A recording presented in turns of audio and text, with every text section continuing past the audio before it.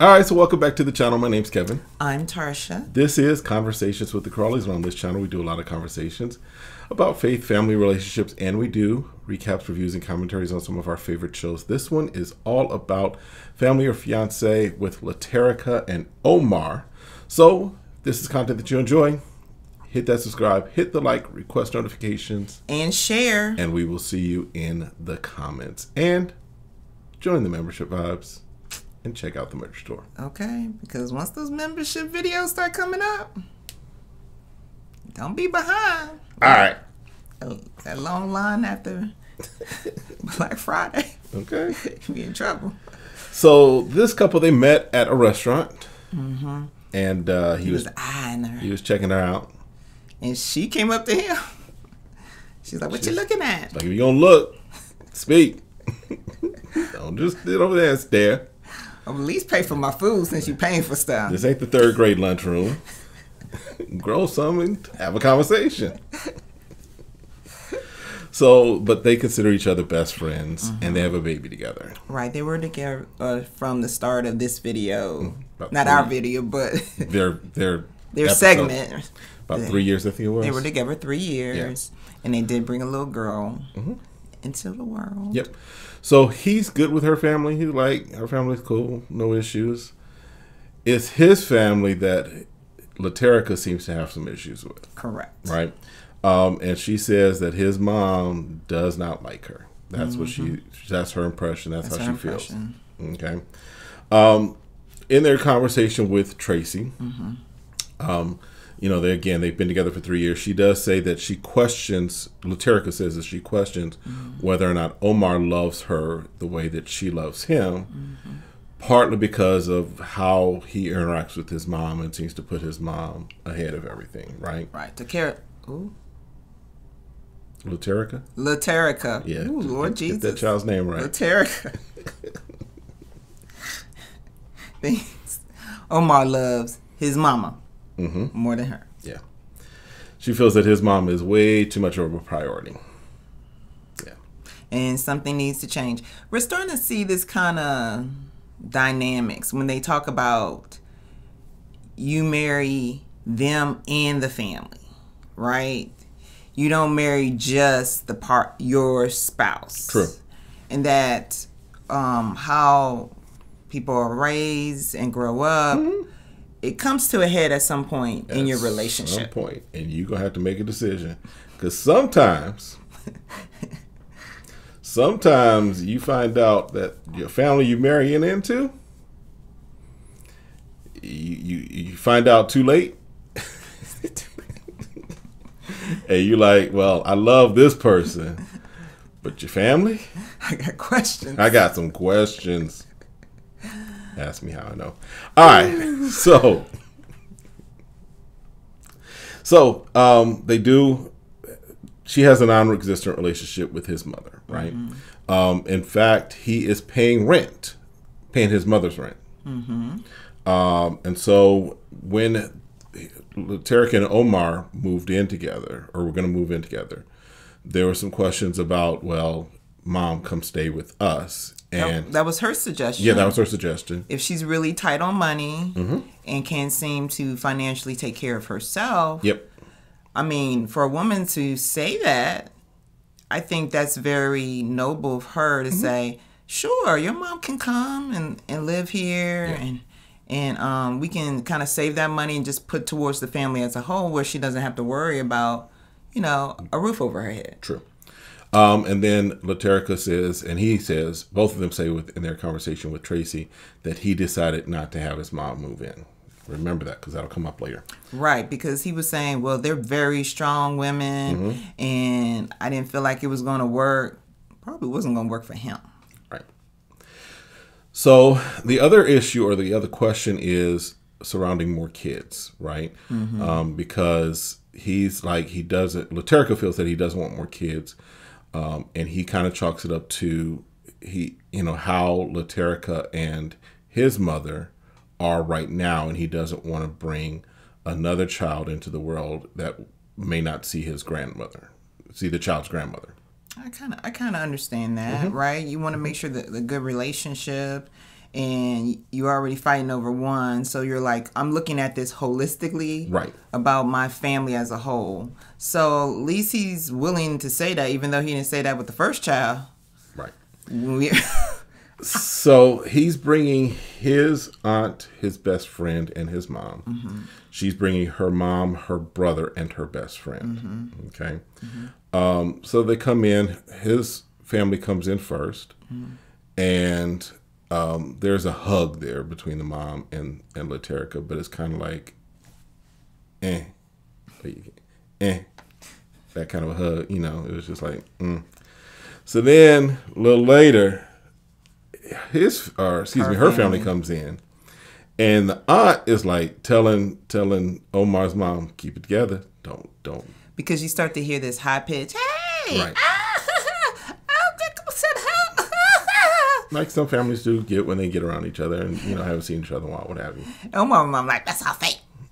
That ain't real. She didn't act like that when I came in the house. Oh my God, she just being extra. And the aunt's like, look, keep it together, don't show your true colors just yet. Don't go there. We got a little ways to go on this weekend here. So then they have the family meeting, right? And so her mom says that her concern is that she wants Omar's mom to be self-sufficient. And you see the cut to Omar's mom, and she's like, right? We try to cut my money off. You worry about your bills. You handle your checkbook. No, don't worry about my checkbook. You stay from open these parts. Okay. The brother is wanting to make sure that Omar is focused on his family and his household. Okay. The best friend wants to make sure that there are boundaries, and she's concerned about the relationship that Laterrica has with Omar's mom. On Omar's side, his friend is worried about the communication. Okay. The aunt says that there should not be any boundaries between families. I hear what she's saying with that, but there do have to be some boundaries sometimes, right? Right. Or at least define ones for certain things. Right. So, and then the mom says that she wants to have a relationship with her granddaughter, and that she's concerned about that. And then she's like, he does not support me. And Laterrica's like, well, let's fix this right now, because I've been with him and he's been getting money orders. He done gone to the Quick Trip, to the Piggly Wiggly, whatever, and gotten some money orders for you. Oh, no, she's gotten it on behalf of him. Laterrica says she went. That's why she's saying she knew. Okay. She's like, I went to go get the money orders. So if I'm getting money, who's rent being paid? There'd be, other than you, there shouldn't be nobody else's rent being paid. Okay. Because if they just sitting somewhere, then you can just go ahead and pass those back to me. I can cash those back in. Right. Or whoever the other chick is, she better come forward. Pull this out right now. They're going to do a crossover with a ring on it. All right. So they each have their meetings, right? So in her meeting, it's kind of what if, right? So the question is, what if he continues to support his mother and not tell her? And she's like, no, that don't work for me. Laterrica's like, I hear that, but that's not going to work, which that shouldn't work, right? Well, I guess it depends on where you are economically, right? Because if your mom, if we had more than enough money where your mom wasn't ready to move into with us because she's nothing physically wrong with her, but you wanted to take care of her bills and make sure, because she's retired, she don't, she don't have Social Security paying, right? Nothing. If you could, I would see why we would be doing that. But the sticking part is, you know about it. Correct. That's true. So that's the sticking point for the what if is, what if it were to continue and she not know? Correct. Okay. That's the sticking point. I want to say, I don't have a problem with him supporting his mom. I don't have a problem with him taking care of. If they have it, more power to them, right? Right. The issue is making sure you communicate that. Absolutely. When I go pay for something else and then there's no money, I know where the money went. Right. Gotcha. Where the money reside, where the money reside. Because we can get sidetracked, right? Because it felt like the focus was more like, well, she's paying her rent, but the focus isn't not communicating well about where the money's going. Exactly. And the mother's like, he does not pay full rent. I guess the brother, who's also there, contributes as well. Which makes sense. Mm-hmm. She has more kids, and all the siblings saying we're going to help mom out. Absolutely. That makes sense. But also she said that he has not paid in a few months. Mm-hmm. So okay, cool. Then what is it? Oh, then the other thing was that the mother feels uncomfortable at Laterrica's house. Right, because Laterrica's like, I don't understand why you don't come and see the kid.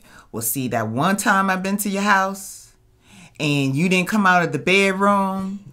And she was like, right after I had the baby? I was asleep. And no one told me y'all were coming? Yeah. Now, I get that. Because after we had our first child, I was like, oh my God. I didn't see you for 3 weeks. I was like, oh my God. Because if I wasn't, because I was nursing, that's another thing. Yeah. So I'm breastfeeding. There's a lot of stuff I ain't want to do. And so I can imagine him thinking in his head, because he's not communicating, right? Right. He wants his girlfriend to rest because she just came home from having a baby. But then the family wants to come over. Not to see really. They want to see the baby, right? That's the priority once you have a grandkid. Right. So when there's that lack of communication, you think there's something there, you perceive or try to believe there's something there, then you feel, uncomfortable. Yeah. So the mother was like, I think the mother's name was Diane, was like, I don't feel comfortable in your house. Well, I think you took it a little too far. Right. I think you read more into it than was there. Correct. Because that's what she was saying. She's like, no, that's what happened. And so you can come over as much as you want to. And it could be reciprocated. True. More. That's what it was sounding like to me. Because if she's like, I'm not going to come over, then she's like, well, I guess you ain't going to see her. Is what she kind of indicated to me. Right. So she's like, I haven't cut you off. I haven't cut you off, but it ain't like I'm trying either. Right. You know what I'm saying? Like, so that animosity that starts to create in these small moments. Yes. And then the mom also makes a statement that there are no boundaries with her son. Yeah, there are. Because even I think it was Laterrica that's like, there is the leave and cleave part. If I don't know anything else. I remember that from Sunday school. Leave and cleave. So I get what the mom is saying, but there has to be a change in the boundaries or a change in the relationship. And I think, every time your kid goes through a new stage of their life, right? Right. You have to adjust as a parent. Like, I don't want to know everything that goes on in your house. You tell them that. Like, I don't want to know. But if you feel like you do need to come to us for I would say standard advice. Right. Finances. What if I do with my wife? You need to get a counselor. Someone to be a sounding board. I'm not it. Yep. Because by the time you don't tell me and make that spouse the victim, then I'm mad at them and y'all lovey-dovey again when y'all got back from leaving my house. So as parents, even though they never stop being your children, I think you have to grow along with them growing and becoming adults and moving on in life. Right. We've put it this way before, that you move from parenting to coaching. You're still parent, yes, but the way you parent becomes more of a coach and advisor than you better get in your room and do that. Right? There's a different way. Right. Imagine telling 40-year-old 45-year-old man or woman, get in your room. No. All right. So in his meeting, he does admit that he's fallen short of putting her first, putting Laterrica first. And that's where also, yes, he mentions as far as not paying full rent. He says he's not really being honest with her at times. And the reason he does that is because he says that she sees things the way she wants to see it. Meaning Laterrica. Yes. And her family's like, That don't make sense. That's not the Laterrica we know. That's not my girl. When she hears something, she takes it in for what it is. And guess what? She gives it back to us just the way she heard it. Yep. So she heard it from you that you made these decisions and that you decided to do stuff with or without her knowledge. We're going to go with that. Yep. Now, what's she perceiving? Because it sounds like you perceiving something. You perceiving how she perceiving stuff right. that she ain't perceived. Right. Because her perception is okay and your perception is not. Y'all perceive that? So, sorry. Like, what in the world? It's like he talking himself in circles. Right. I was like, you got what? me going in circles. All right. Y'all stick around because we started doing like movie trivia and movie and music trivia. So if I start singing a song or we have a line from a movie, we'll put the answer a little later in the clip. All right. So they do have dinner. Mm-hmm. And Laterrica's like, the meetings were fine because I discovered that there's a lot of miscommunication. And I think that's the takeaway, I think, from this entire episode, if I can jump the gun a little, is that this was not really issues. This was just miscommunication. Right, which can cause family issues. Yes. The C word gets us all in trouble. Communication. That's the C word we're talking about. That's the C word. Before y'all go someplace else. Communication. I don't know what C word else. I'm just, before anybody tries to go down some pathways, communication. That's the C word we're talking about. And we see that time in, mm-hmm. again and again, right? Mm-hmm. Every episode is down to communicating. Yeah. And so, she's pointing out, like, look, your son is not being honest. Mm-hmm. I talked to you, and you were like, I made that decision. I ain't moving in your house. And he's claiming that he was big dog. It's like, I made the decision. Right. And mom's like, no, I made the decision. Right. Well, my truth is, bro, you're a mama's boy. It's okay. It's okay if your mom told you something and you had to abide by it. Right. Because, look, she is a grown woman. She's still of her right mind. And she can make a decision that, no, I don't want to move in with you. Right. Now, if you don't want to help me anymore, that's between you and your girlfriend. Mm-hmm. But I'm not going to decide to move in with you. I'm not ready for that. Yeah. Right? Yeah. And so she has all right to say that. And then you have all right to go back to your girlfriend and say, I talked to my mom. She says she's not ready to move in with us mm-hmm. and make those commitments. So then y'all can decide like this. Because again, they made a decision for a grown person right. without consulting the grown person. Right. So I think all three of them should have got together. And made a decision. And made a decision. And had that conversation. Right. That's a big decision when you're talking about somebody moving into your house mm-hmm. and depending on what their needs are. Right. Right. Especially, and it also depends upon how the house is set up, right? Correct. And how's it configured right. and everything. And so Laterrica was like, you trying to make me like I'm going crazy. Right. I'm the one that's looking like a fool. Right. Because she's saying one thing and Omar, you're saying something totally different. Mm-hmm. So then the mom was like, I'm done with all y'all. I'm moving to Texas. She was like, you can have them. Keep them. She's like, I'm done. Take them. I'm going to H-Town. I'm right. going to Dallas. I'm going right. somewhere. Somewhere in the state of Texas. Right. And she was like, no, I don't.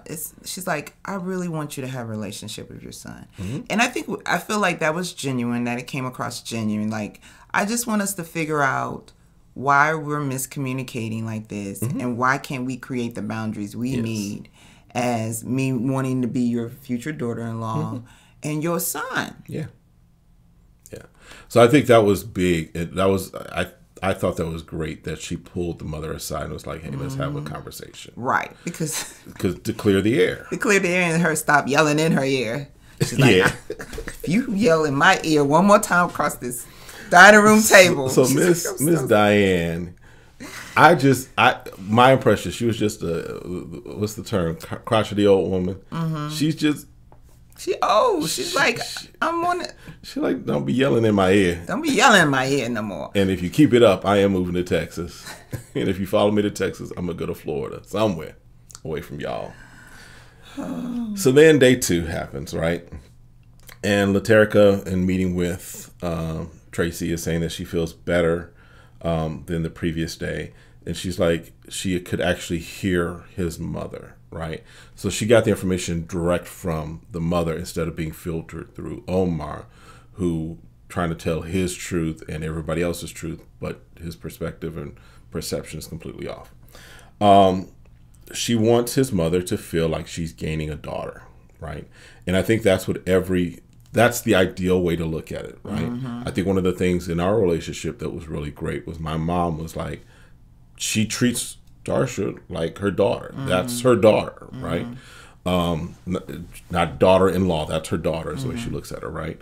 And so that's, I think, the ideal way to look at that relationship is that you're not losing your child. You're gaining a child, right? So then they do talk about the issue of the mother using abandonment as a form of control. In other words, that whole "I'm moving to Texas" was a gangster control move. It was a gangster control move. Yeah, because at this point, right, this is where Tracy is asking for Omar to bring the mom in. Yes. So let's talk about this, because this is really about you and the dynamics of your relationship with your mother. Yes. And he was like, okay, I'll bring her in. If you can fix it, fix it. Fix it, Jesus. Fix it. Fix it. It's so... Name that movie. It's so, so they're on the couch and they're kind of talking about, Omar lost his dad. Yes, at an early age, I think 8. 8 or 9. His father passed away. Right. Okay.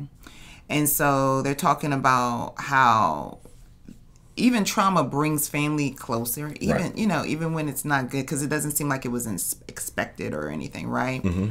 And they're talking a little bit about that. But then Miss Diane, she also lost her father at a young age. Yes. So it seems like she had her own trauma that's now compounded about the same trauma happening to her son. So yeah, there's a cycle that seems to happen right now. Correct. And so Miss Tracy's trying to walk him through like, okay, so you stating to him you're leaving after he tells you what's going to happen, you can't do that. And they go into this little back and forth. Because Miss Diana was like, I did that for my sanity. And Tracy's like, you mean your power, your control. No, for my sanity. No, baby girl. Nah. This was all about your power. You had the power to get a response out of him. And again, think about it. He already lost his dad. So you're causing abandonment issue. Yes. Here your son wants to be the adult man now, not the little boy in the relationship. Right. And you got to understand this is what you're doing. Because Tracy started had to raise her little voice a little bit. She's like, now listen. Let me tell you, Miss Diane, you ain't winning. This is my show. Listen, they was about to get Tracy out of that soft focus she always in. Did y'all notice that? I noticed it this time and it just stuck out for me. Tracy is always in like soft focus. Whenever they are focused on her, it's soft focus. Everybody else just gets the harsh light of just, this is who you are. But so Tracy was like, no, you're not getting the upper hand here. I need you to really understand what you're doing. Yeah. And then, she's like, I don't want to cry. She's like, go ahead. Come on, gangster. You want to go ahead and break down, become vulnerable here. Because your hard shell is keeping what you need to get out. You and your son needs to experience. Because right in this moment, Omar goes, I don't think I even grieved. Wow. I didn't go to the funeral. I didn't close out and say my goodbyes to my father. Yeah. And now here as an adult, he's realizing he truly never grieved his father. Yeah. So grief is a hard thing, because she said something, man, I feel like really going back, talking about grief. She says you graduate with a different level of grief, but you never lose grief. That's good, yeah. And she talks about it becomes that remembrance of more of joy and everything as it moves on in your life. When you lost someone through death, then it's just ending and cutting off. And I think at that moment he had learned something about himself he hadn't learned, that now he has to start his process of the grief and see his mom in a different light. You know, not that he's going to lose her, because I think anyone subconsciously, when you lose someone, a family member, who else am I going to lose? Right. So yeah, I think they had a really good session. Yes. And something was released in that moment. Yes. And then Laterrica goes with Miss Diana to flower shopping. Right, because they say, hey, you're going to have a task. Mm-hmm. So they show them getting into the Suburban. And Miss Diane like, you about to take me to a witch doctor? What's happening? You about to put some voodoo on me, girl? To get me to live right? Straighten up. I would not be surprised if Miss Diana got a little 22 in her pocketbook somewhere. She's like, I don't know where that came from. She's like, y'all about to do some mind control on me to get me right. Miss Diane like, let me know what's about to happen. So they get there and they're making flower bouquets, and basically, Laterrica's like, I want you to treat me like your daughter. And Miss Diana's like, yes, I want to do that. Mm-hmm. And so they seem to have reconciled their issues. Again, this one was, as opposed to some of the other ones that have happened on Family or Fiancé, this one I think was the easiest to remedy, because this was just some miscommunications. It was almost like the telephone game. Right. And I think it was I don't think it was so far gone, right? Right. A lot of events hadn't occurred right. to make it so deep that they couldn't recover, right? Mm-hmm. Because we've seen situations that people going back 4 or 5 years. You did on year 8. This is what you did. And it was all just the compounding of miscommunication. And a lot of times people don't understand when your spouse can't talk to their family, sometimes you got to. Yeah. Say, okay, well, we need to sit down and have a conversation, since I feel like the person that I'm with can't communicate with you because of this and this and this and this. So blessing ceremony. Long story short, everybody now gives their approval. Nobody really has any issues. They've seen kind of how the couple operates and how they got to the mess they were in. Yes. So, and we see in the end credits that the relationship between Laterrica and his mom, Omar's mom, has improved. They're hanging out, talking a lot, and they are preparing their wedding. Outdoor wedding. In a few months. So good one there. Well, I think they're all good in the sense of how they decide to move forward. True. Yes. Right? Because at the end, there's follow through. Yes. You make breakthroughs by first taking the step to saying there's something wrong. Yeah. And then they have to make a decision, which thankfully they put in the credits, that this is where they decide they couldn't move forward and change past behaviors, or they did move forward and change past behaviors. Yeah. I guess it just depends on where they are and how far gone, they're into whatever they dipped into. Yeah. But I think out of all of them, I think it wasn't as ingrained in them. It was, I feel it was an easy fix. I mean, every fix has some difficulty, but this one was an easier fix. Yeah. So, listen, that's it for this one. Let us know what you think. Hit us up in the comments, and we'll see you all next time. Have a great one. Be blessed. Bye.